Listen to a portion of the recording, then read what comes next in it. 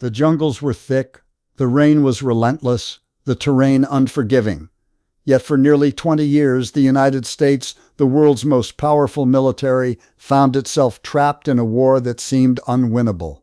This is the story of the Vietnam War, a conflict that changed the course of American history, scarred a generation, and left deep marks on both sides of the Pacific. To understand the Vietnam War, we must go back to the aftermath of World War II. Vietnam, a French colony at the time, began fighting for independence under the leadership of a revolutionary named Ho Chi Minh. By 1954, after years of guerrilla warfare, the Vietnamese defeated the French at the Battle of Dien Bien Phu. The Geneva Accords temporarily divided Vietnam at the 17th parallel Communist North Vietnam under Ho Chi Minh and anti-communist South Vietnam backed by the United States. But the division wasn't just political. It was part of a much bigger game, the Cold War. The U.S. saw the spread of communism as a threat to democracy. So when North Vietnam pushed to reunify the country under communism, America stepped in. At first just with military advisors, but by the mid-1960s, it turned into a full-scale war. In 1965, American boots hit the ground. Troops poured in. Planes roared across the skies. The U.S. launched Operation Rolling Thunder, an intense bombing campaign against North Vietnam. But the enemy wasn't conventional. The Viet Cong communist guerrillas in the south used hit-and-run tactics, traps, and deep tunnel systems to resist. They blended in with civilians. They knew the terrain. They fought for survival. The U.S. had technology, helicopters, tanks, firepower, but the jungle was no place for modern warfare. American soldiers faced ambushes, sniper fire, and mines. Morale began to drop. Confusion grew. Who was the enemy? Where was the front line? There wasn't one. One of the darkest chapters came in 1968, during the Tet Offensive. On the Vietnamese Lunar New Year, the North launched a massive surprise attack across South Vietnam.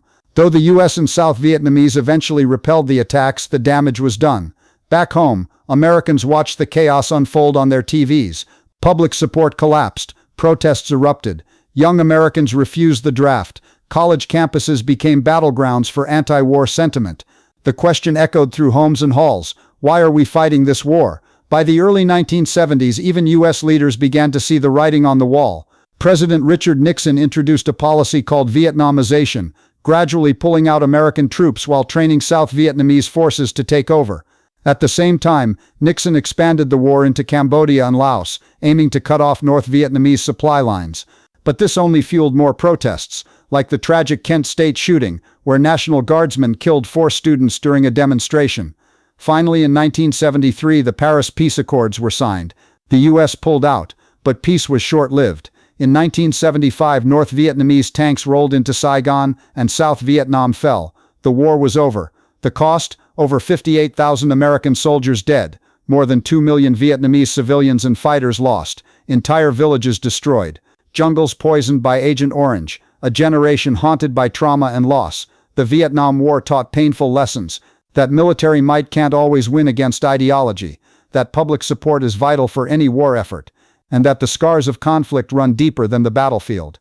Today, Vietnam is a unified country, and relations with the U.S. have improved, but the war still lingers in memories, in movies and monuments. It was a war fought in the name of freedom, but one that left everyone asking, was it worth it? Thank you for watching.